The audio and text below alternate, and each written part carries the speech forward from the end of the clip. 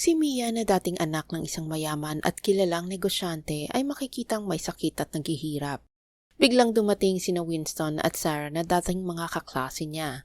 Imbis na tulungan ay ipinagmalaki pa ni Sarah na ikakasal siya kay Winston. Inalipusta at hindi man lang dinala si Mia sa ospital. Nagmakaawa si Mia ngunit hindi siya pinakinggan. Sunod-sunuran siya dati kay Winston at binigay ang lahat ng meron siya sa lalaking pinili niyang pakasalan. Ngunit siya ay trinaydor at dito ay pinagtapat sa kanya ni Sarah na sila ang nagbigay ng sakit na AIDS sa kanya upang pandirihan ng mga tao at hindi matuloy ang kasal nila ni Winston. Nabigla si Mia sa nalaman dahil noon nagtataka siya bakit meron siyang ganong sakit dahil maingat naman siya sa kanyang pangangatawan. Pagkaalis ng dalawa ay dumating naman si James, ang lalaking pinili ng ama ni Mia na pakasalan. Ngunit huli na ang lahat dahil namatay si Mia sa kanyang mga bisig at sinabing sa susunod na buhay ay hinding-hindi na niya pababayaan ang dalaga. Nananaginip na nagising si Mia sa loob ng classroom. Dito ay nabigla siya dahil bumalik pala siya sa panahon na nag-aaral pa sa kolehiyo. 10 taon na ang nakalilipas. Ngunit sa oras na ito hinampas siya ni Winston at nagpapabili ng gamot at pagkain sa kanya para kay Sarah. Tinitigan lang niya si Winston at sinabi sa sarili na napakabait ng Diyos at binigyan pa siya ng pagkakataon na baguhin ang kanyang kapalaran. Wala siyang sinabi at lumabas na lamang para bumili ng pagkain sa kantin. Doon ay nakasalubong naman niya ang masamang kaibigan ni Sarah na si Clara. Sabi nito sa kanya na para siyang asong sunod-sunuran kay Winston at hindi siya nababagay sa isang mayamang lalaki tulad niya kundi si Sarah ang nababagay sa kanya. Dagdag pa niya na ayaw niya sa mga taong tulad niya na nangangarap maging kasintahan ang mayamang tagapagmana na si Winston. Dito ay sumagot na si Mia at sinabing hindi mo ba naisip na baka ako ang may-ari ng coaching sinasakyan ni Winston at ako ang amo niya?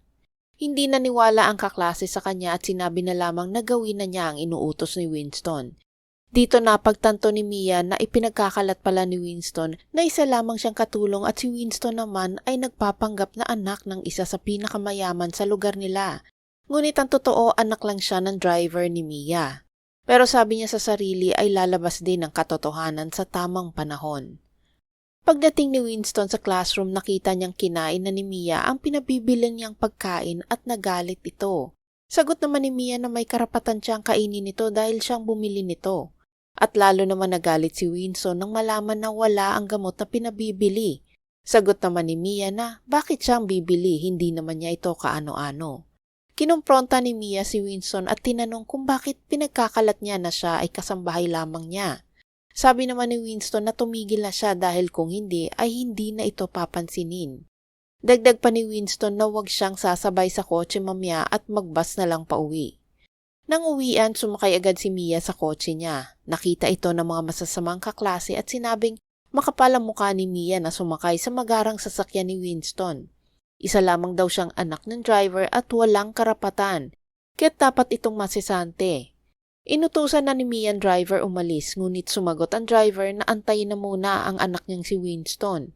Dagdag pa nito na nag-aaway lamang sila at magkakabati din. Ibinida din niya na ang anak niya ay mabait at kakausapin na lang niya para makapagbati sila. Pero ang driver pala ay may masamang balak na sa pamilya ni Mia. Nangangarap siyang mapapasa kanya ang kayamanan ng pamilya ni Mia dahil papakasalan nito ng anak niya. Sa wakas ay dumating sina Winston at Sarah ngunit hindi sila pinapasok ni Mia sa kotse. Maraming kaklase ang nakakita dito at dahil ayaw mapahiya ay kinaladkad ni Winston si Mia palabas ng kotse at iniwan sa kalsada. Tuloy sa pangungutya ang kanyang mga klase ngunit natawa lamang si Mia. Pagkaalis ng kotse ay tinawagan niya ang kanyang ama at sinabing iniwan siya ng driver. Habang inaalipusta ng mga kaklase niya ay biglang bumalik ang kotse at bumaba sina Winston at Sarah. Sa puntong ito ay sumakay na si Mia at sinabihan siya ng driver na huwag na paabutin sa kanyang ama ang away nila ni Winston. Dito ay nagalit si Mia at sinabihan ng driver na siya ang amo. Kaya't wala siyang karapatan sabihin kung ano ang dapat niyang gawin. Baka nalilimutan niya kung sino ang nagpapasweldo sa kanya. At kung ayaw niya ang pamamalakad ni Mia, maaari siyang mag-resign. Humingi agad ng tawad ng driver. Nagalit naman si Winston kung bakit ginagawa niya ito. Si Sarah naman ay nagsabing alam niyang nagsiselos lamang si Mia sa kanya, Pero wag nang idamay si Winston dahil mabait na tao ito. Natatawa lamang si Mia sa mga sinasabi nila. Sinara niya ang pinto at nagpaalam na siya pauwi. Pagdating sa bahay, nalaman ni Mia na hinihintay pala siya ni James sa hardin, kaya tuwang-tuwa na pinuntahan agad niya ito. Si James ang lalaking nakatakdang ipakasal sa kanya ng ama, ngunit dahil sa nabulag siya sa pagmamahal niya kay Winston dati, ay hindi ito natuloy. Nangingiyak si Mia nang makita si James at agad niya itong inayang maghapunan. Habang inaantay ang pagkain ay tinanong ni Mia kung pwede ba siyang maging tutor nito dahil mababa ang kanyang mga grado. Nabigla si James dahil alam niyang si Winston ang nagtuturo kay Mia. Ngunit sabi naman ni Mia na hindi na niya ito tutor. Kaya't agad namang pumayag si James na turuan si Mia. Biglang dumating si Winston at tinanong kung sino ang lalaking kasama niya. Sabi naman ni Mia na bisita niya ito. Si Winston naman ay nagmamalaking sinabi na kung ginagamit lang niyang lalaking ito para pagselosin siya ay hindi ito gagana. Matapos ang sagutan ay nagpaalam na umuwi si James at pagkaalis nito kinumpronta agad ni Winston si Mia kung bakit pinahiya niya ang ama sa harap ng mga kaklase. Dito ay sinabi ni Mia na hindi niya ginawa ang tungkulin niya bilang driver sa pag-iwan sa kanya sa kalsada. Sabi naman ni Winston na ginagawa lang niya ito para magpapansin sa kanya. Ipinaalala naman ni Mia na kung ayaw nila sa pamamalakad niya ay pwede na silang mag-resign at umalis sa pamamahay niya. Hindi na daw niya kailangan ang pag-tutor dahil lalo lang naman bumababa ang grado niya. Sayang lang ang malaking pera na pinapasahod niya kay Winston. Ganti naman ni Winston na wala na siyang magagawa doon dahil sa totoo lang mahina ang utak ni Mia kaya't hindi siya maaaring sisihin sa mababang grado niya. Sabi naman ni Mia na kung ganon kukuha na lamang siya ng ibang tutor. Sabi naman ni Winston na gumaganti lang siya dahil hindi siya dinidate ni Winston. Dagdag pa niya na gusto lamang niyang mag-concentrate sa kanyang pag-aaral para makakuha ng magandang trabaho pagka-graduate dahil hindi naman siya galing sa mayamang pamilya. Kaya't wala siyang panahon sa pag-ibig ngayon at hindi sila maaaring maging magkasintahan. Natatawa naman na tinanong ni Mia na sino ba ang nagsabing gusto kitang maging boyfriend.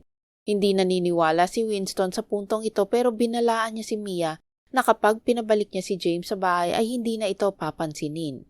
Sa pag-alis ni Winston, sinabi ni Mia sa sarili na dahil ayaw ni Winston umalis sa bahay na ito, ay ipaparamdam niya kung paano maging alipin. Pagpasok sa umaga, tinangkang sumakay ni Winston sa kotse ni Mia at sinabi pang susunduin nila si Sarah. Hindi pumayag si Mia at sinabing simula ngayon ay hindi na siya maaaring sumakay sa kotse niya. Biglang humirit ang driver na patawarin na daw niya si Winston. Sabi naman ni Mia na hindi ka bagay maging driver, pwede ka nga maging teacher.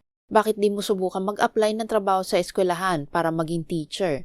Nagalit si Winston at sinabing bakit niya pinagsasalita ng ganoon ang tatay niya. Hirit naman ni Mia na bakit ganyan siya sumagot sa kanyang amo, sabay sipa palabas ng kotse.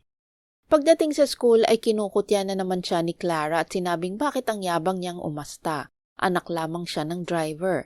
Dito ay sasabihin na sana ni Mia ang totoo ngunit dumating si Winston at pinatigil si Clara. Pero biglang sinabi ni Mia sa harap ng klase na pinagkakalat ni Winston na siya ay anak ng maid. Pero bakit hindi niya sabihin kung sino talaga ang amo at sino ang alipin? Pero sabi ni Winston na tumahimik na siya dahil magsisimula na ang klase. Dito ay nagtataka si Sarah kung bakit hinahayaan ni Winston si Mia na mabuli siya at naririnig niyang pinagchichismisan na baka nga si Mia ang totoong anak ng mayaman. Sagot naman ni Winston na ayaw niya kasing sirain ang magandang relasyon ng kanyang mayamang ama sa driver nila. Binanggit ni Sarah na birthday ni Winston kinabukasan. Dito naisip ni Winston na si Mia ang nag-aayos ng mga birthday party niya sa isang magarang hotel ng mga nakaraang taon. Baka kaya ginagalit siya ni Mia ay gusto siyang sorpresahin sa kanyang kaarawan. Dito ay inimbita ni Winston ang mga kaklase sa kanyang birthday na gaganapin sa isa sa pinakamalaking hotel sa lungsod. Sabi pa ng isang kaklase na si Winston ang may-ari nitong hotel kaya't siguradong magarbo ang party. Tanong ni Sarah kung iimbitahan nila si Mia, sabi naman ni Winston na kahit hindi nila imbitahan yon ay lagi namang bumubuntot ito sa kanya. Sa isip ni Winston ay plano lahat ito ni Mia at hindi niya patatawarin ng dalaga sa pamamahiya na ginawa niya ng mga nakaraang araw. Habang tinuturuan ni James si Mia sa bahay ay galit na dumating si Winston at tinanong kung bakit nilagay ang mga damit niya sa basement. Ang sagot naman ni Mia na dahil hindi na siya ang tutor nito ay kailangan na niyang umalis sa bahay at kung ayaw niyang umalis doon ay doon siya sa basement matulog. Pag-alis ni Winston, inimbitahan ni Mia si James na samahan siya na kumain sa isang hotel. Tinanong ni James na dito laging dinidate ni Mia si Winston. Sabi naman ni Mia na oo, pero paano niya nalaman? May sasabihin sana siya ngunit bigla siyang napatigil at sinabi na lamang na gusto niya ring kumain doon. Kinabukasan pagdating niya sa hotel ay sinalubong siya ni Clara at sinabing ang kapal naman ng mukha niya para umattend ng birthday ni Winston. Nagtaka si Mia at bigla niyang naalala na birthday pala ni Winston at taon-taon siya ang laging gumagastos at naghahanda para dito. Pagdating ni na Winston at Sarah nagkasagutan na naman sila at nagpa-victim pa si Sarah dahil tinulak daw siya ni Mia na malino naman na umaarte lang siya. Ngunit bigla siyang tinulak ng best friend ni Sarah. Sinubukan niyang sipain si Mia ngunit nakakaiwas ito. Pero nang hawakan na siya ni Clara ay biglang dumating si James at tinulak ang nananakit kay Mia. Dito ay nagpasalamat si Mia kay James sa muling pagsagip nito sa kanya. Na ikinabigla ng binata at tinanong kung ano ang sinasabi niya. Ngunit ngumiti lang si Mia sa kanya. Sinubukan ni Winston na hablutin si Mia ngunit tinulak siya ni James. Nagalit si Winston dahil totoo ngang andun si Mia hindi para sa birthday niya kundi para makipag-date kay James. Pero biglang nagiba ang tono ni Winston at sinabing kalimutan na ang nangyari at i-celebrate na lang ang birthday niya. Ipinaalala din niya na nag-promise si Mia na i-celebrate ang birthday niya at ayaw niyang masira ang kanyang imahe sa harap ng mga kaklase. Sa puntong ito, kailangan ni Winston ang pera ni Mia para ipambayad sa hotel at pumayag naman dito si Mia. Dito na pagtanto ni Mia na gustong ipagpatuloy ni Winston ang kasinungalingan na siya ay anak talaga ng isang mayamang pamilya. Kaya't sasakyan na muna niya ang kahibangan ni Winston. Sa party ay pinag-usapan kung gaano kagarbo ang party at sinasabi pa nila ang pamilya ni Winston ang may-ari ng hotel at siya ang crown prince ng capital. Dito ay pumasok si Mia at sinabing huwag magpaloko sa mga taong mapagpanggap. Ngunit hirit ni Clara na siya ang nagpapanggap na isang class na babae dahil ang totoo ay anak lang siya ng isang maid. Patuloy nilang minamaliit si Mia ngunit hindi naman siya naapektuhan nito dahil alam niya kung ano ang totoo. Pagdating ng bill, nabigla si Winston dahil akala niya bayad na ang lahat. Nang makita ng mga kaklase ang nangyayari, nagtaka sila dahil alam nila na si Winston ang may-ari ng hotel kaya't bakit sila sisingilin nito. Kaya't inaway nilang manager at dapat daw itong sisantihin. Kaya't lumapit naman ang manager kina James at Mia at sinabing ayaw magbayad ng lalaki. Nagtaka ang mga kaklase bakit hindi kilala ng manager si Winston at bakit kina Mia lumapit ito. Lumapit si Winston kay Mia at nakiusap na bayaran ng bill. Pero sabi naman ni Mia na bakit siya ang magbabayad nito, hindi naman siya nag-imbita sa mga tao. Iminungkahi niyang bakit hindi niya pagbayarin ang mga kaklase sa kinain nila. Habang pinipigilan ng galit, tinanong na lang ni Winston kung anong kapalit ang gusto ni Mia para bayaran niya ang nagastos sa hotel. Sabi ni Mia na kailangan niyang lumuhod. Una ayaw ni Winston, ngunit nung nagbalak ng umalis si Mia ay pumayag na siya. Nang akmang luluhod na si Winston ay biglang inanunsyo ni Mia na siya ang magbabayad sa mga nagastos ng gabing iyon. Doon ay nagtaka na ang mga kaklase nila. Bakit walang pambayad si Winston? Bakit si Mia ang sumagot sa lahat? Ngunit humirit na naman si Clara at sinabing hawak kasi ni Mia ang pera ni Winston. Na kay Mia ang bank card ni Winston dahil nga anak siya ng driver na matagal nang nagtatrabaho sa pamilya ni Winston at ipinagkatiwala ito sa kanya. Natatawang sinabi ni Mia na pinapamanage na pala ngayon ang pera ng isang mayamang pamilya sa mga katulong. Dagdag pa ni Mia na hahayaan niyang sabihin ni Winston ang katotohanan. Ngunit ayaw magsalita ni Winston kaya't sabi niya na siya na lang ang magsasabi ng totoo. Pero biglang sumigaw si Winston at galit na lumabas ng bulwagan at sinabi sa sarili na gaganti siya kay Mia higit pa sa matinding pamamahiyang naranasan niya ngayon. Nang maiwan si Mia at James ay sinabi ni James na i-refund na lang niya ang binayad para sa birthday ni Winston. Sabi naman ni Mia na hindi pwede dahil hindi ito maganda sa kanyang negosyo. Dagdag pa niya na nabigla siya na kay James pala ang hotel na iyon. Paborito niya ang mga pagkain dito kaya nga't madalas siya pumupunta dito. Sabi naman ni James sa kanya na libre siyang kumain dito anumang oras o araw. Pag-uwi ni Mia ay nagmakaawa ang ama ni Winston na patawarin ang anak at ibalik ito sa pagiging tutor niya. Sabi naman ni Mia na dapat ay humingi ng tawad si Winston sa kanya at kung hindi pati siya ay tatanggalin bilang driver. Ngunit hindi tuminag si Winston kahit na binugbog pa siya ng ama, kaya't napilitan silang umalis sa bahay ni Mia. Pagdating sa klase ay nagharapan si Mia at Winston. Dito ay naglitanya na naman si Winston na kahit kailan ay hindi na niya mapapatawad si Mia at hindi napapansinin dahil isa itong bobo, sinungaling at manluloko. Hindi na rin daw niya ito tutulungan sa kahit ano. Nilait din ng mga kaklase si Mia dahil sa kanyang pagkukunwaring mayaman. Dito ay natawa si Mia at sinabing kaya mababa ang grades niya ay dahil sa pagtuturo niya. Ngunit sabi naman ni Winston dahil lang ito sa kabobohan niya. Ngayon na nagpalit na siya ng tutor ay hinamon niya si Mia na kung umangat ang mga grado niya ay aaminin niyang siya ang may problema at tatakbo ng 10 kilometro at luluhod pa para humingi ng tawad. Pumayag si Mia sa hamon na ito. Nang uwian ay sinundo si Mia ng kanyang ama. Ngunit inakala ng mga tsismosang kaklase na ito ay ang kanyang sugar daddy. Kaya't inisip nila na kaya may pera si Mia ay dahil sa may boyfriend siyang matandang mayaman. Sa loob ng kotse mahigpit na nakayakap si Mia sa kanyang ama. Nagtaka naman ito kung bakit. Sabi naman niya na namiss lang niya ito. Ngunit naaalala niya noong past life niya ay ilang taon niyang hindi nakasama ang ama dahil bigla itong namatay sa isang aksidente. At dahil dito ay napabayaan niya ang kumpanya at hinayaan si Winston na humawak dito hanggang sa bumagsak ang kumpanyang pinaghirapan na itaguyod ng kanyang ama. Pero ngayon ay hindi niya hahayaang mangyari ito muli. Sa kanilang tutoring session, ipinaalam ni Mia kay James na nakipagpustahan siya kay Winston. Tinanong niya kung mali ba ito. Sabi naman ni James na matalino naman siya at kaya niyang pataasin ang kanyang grado. Mali lang talaga ang turo ni Winston sa kanya noon kaya siya lalong nalugmok. Dito ay nabigyan ng bagong pag-asa si Mia na kaya niyang makakuha ng mataas na marka at manalo sa pustahan nila. Kaya't pinasalamatan niya si James. Sa klase, idiniklara ng guro na gaya ng dati ang nag-top sa monthly exams nila ay sina Winston at Sarah. Ngunit nabigla ang lahat ng pinuri ng guro si Mia at sinabing malaki ang itinaas ng grado niya. Galing sa top 500 ngayon ay nasa top 200 na siya at ibig sabihin ay nanalo si Mia sa pustahan. Paglabas ng guro ay agad na siningil ni Mia ang pagluhod ni Winston at pagtakbo niya ng 10 kilometro. Hindi pumayag si Winston at sinigunduhan naman ito ni Sarah. Sinabi naman ni Mia na kung makikialam si Sarah bakit hindi na lang siyang lumuhod at tumakbo para kay Winston. Idinagdag naman ni Clara na nang daya siguro siya sa exam pero sabi ni Mia na wala siyang ebidensya at pwede niyang kasuhan ito.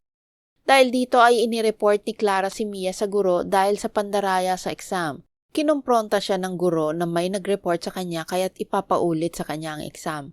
Una ay ayaw gawin nito ni Mia ngunit pumayag na siya sa isang kondisyon. Kung mapatunayan niyang hindi siya nandaya ay dapat na ipatanggal sa paaralan ang nang-aakusa sa kanya. Pumayag naman dito si Clara. Dagdag pa ni Mia sa harap ng teacher nila na dapat ay panindigan din ni Winston ang pustahan na pinag-usapan nila dati. Dito ay buong pagmamalaki na sinabi ni Winston na gagawin niya ang pinag-usapan at sinabi naman ni Mia na ang guro nila ang tatayong saksi sa kanilang napagkasunduan. Matapos nasagutan ni Mia ang exam at i-check ito ng teacher nila, sinabi niyang mas mahirap na exam ang kanyang ibinigay ngunit mas mataas ang nakuhang grado ni Mia. Kaya't maliwanag na hindi nandaya si Mia sa pagsusulit. Nabigla ang lahat dito at hindi makapaniwala. Tinanong ng guro kung ano ang nagbago kay Mia. Ikinuwento ni Mia na basura ang tutor niya noon kahit na malaki ang ibinabayad niya dito. Ngunit ngayon totoong magaling ang tutor na nakuha niya kaya't umayos ang kanyang pag-aaral.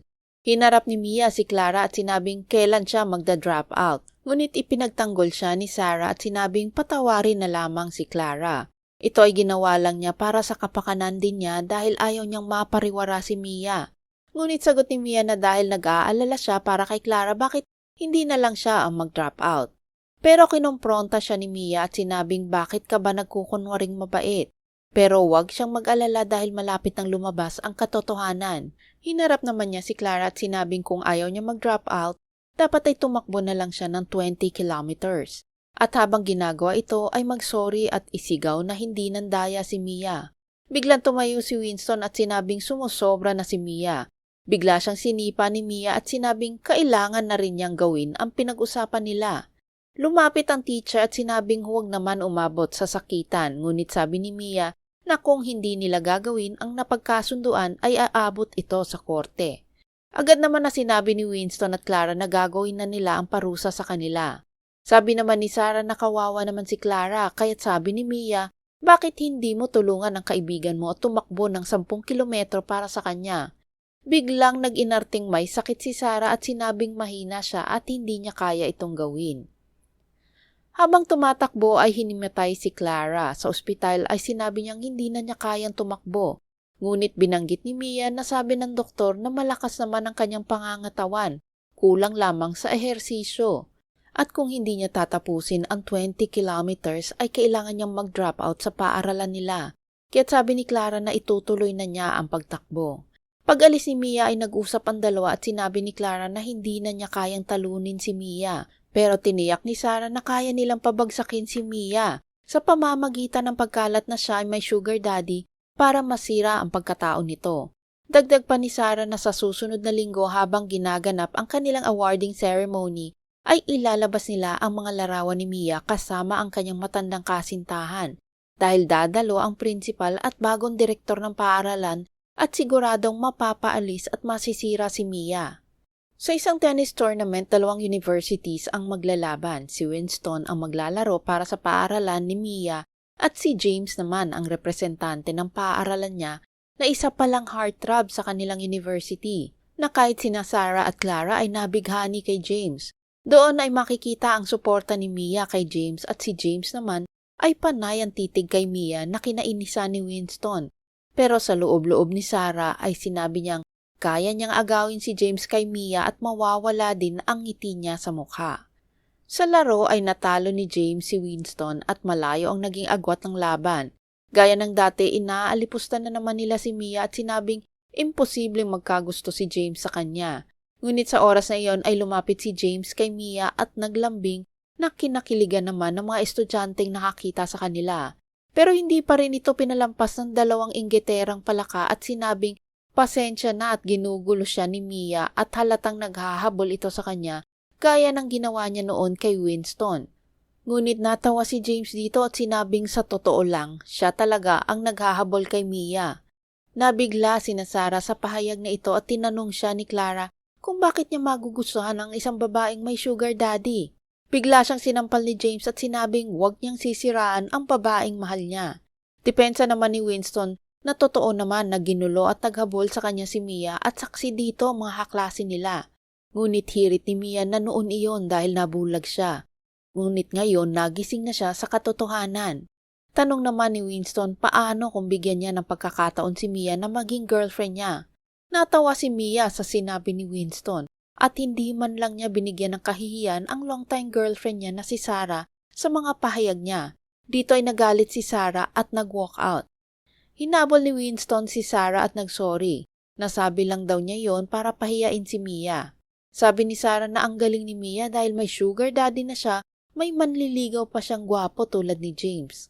Sabi naman ni Winston na sa puso niya siya pa rin ang pinakamagaling sa lahat.